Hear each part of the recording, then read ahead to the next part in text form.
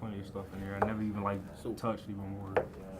Older, like. I already answered it in some type of way. That's all right. Go ahead. Since like us being seniors, Yep. and like most of us, I'm not sure, most of us are going to college. Okay. What are like the biggest advice you can give? How many people are going to college? Raise your hand. Just curious.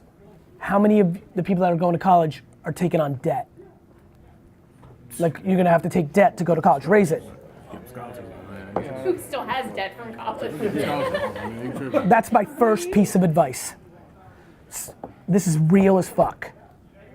Everybody who just raised their hand, you have to ask yourself why you're going to college. I'm being serious. I know it's a tricky one. This is where I take heat, but I'm saying if you're not a student, I was not a student. I would have not went to Mount Ida College, which was, I'm being nice calling it a college. But if my parents didn't pay for it and that's what they wanted and I was cool with it because I knew I had one last vacation before I was gonna work the rest of my fucking life, I wouldn't have went. I'm very scared that everybody just blindly goes to college because that's the American dream and that's what's gonna put you on and they take on that debt and then that college degree doesn't put them on. Now, you have to have a viable option. Like if I start a seed here and like your parents are gonna be mad at me and you decide not to go to college, you gotta work. It's not like you just sit around. But my first piece of advice, my man, is if you're taking on debt and you're not going to a top 10, 15, 20, 30, maybe top 100 university, which is gonna give you leverage when you get out to get a job that might pay for the debt that you're incurring, you gotta debate. You gotta debate. If you are, then it's different. But even the top school, it's crazy what's happening so fast. Biggest companies in the world are no longer requiring college. Debt is real. Interest rates are real on it. People are, you know how many kids in here look like everything's great or 140,000 in debt, underwater, making 64,000 here, not saving shit. Well, so many of them, when we were asking their history, like how they got here and all that, a lot of them said like they have degrees that they just don't even use because it's not. Nobody uses their degree. 10%, 30%, 40%, but nonetheless, debt. Debt's the first thing I'm worried about. After that, the people. There's nobody in this room and out here going to a college that's gonna teach them something in the classroom that isn't available on the internet for free. That's what I was going. YouTube University. It's scary, but who you meet, things like that nature, but you can do that on DM, you can go on trips like that.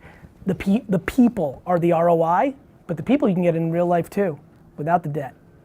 Gotta know yourself, gotta be self-aware.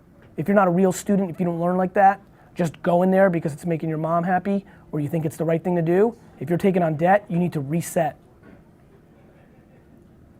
I mean it, I know that's, I know, but fuck, the results speak.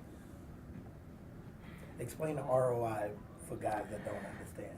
It's really return on investment. Like you're gonna spend $100 or $63,000 or $49,000 in debt, but you're compounding 12% interest after you get out and you get a job that pays you, like, college was amazing from the fucking 50s to 90s because your degree put you on to the job. You got an accounting degree and you submitted in, like some accounting firm took you. Just not happening anymore the same way.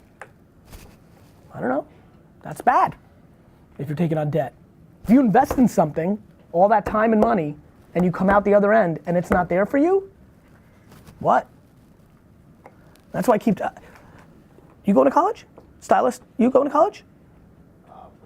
Okay, so to me, great, enjoy, amazing, but even if you went to FIT or what have you, like interning for the 3 biggest designers in that same 4-year period where they pay you $5 an hour or nothing to become a big time stylist is far more likely that path. Being a student and coming out and trying to get a job versus when you're the right hand of the fucking hottest stylist just because you're carrying coffee, but then when you're styling fucking LeBron and they're like, shit, he's talented. Like, that's real life.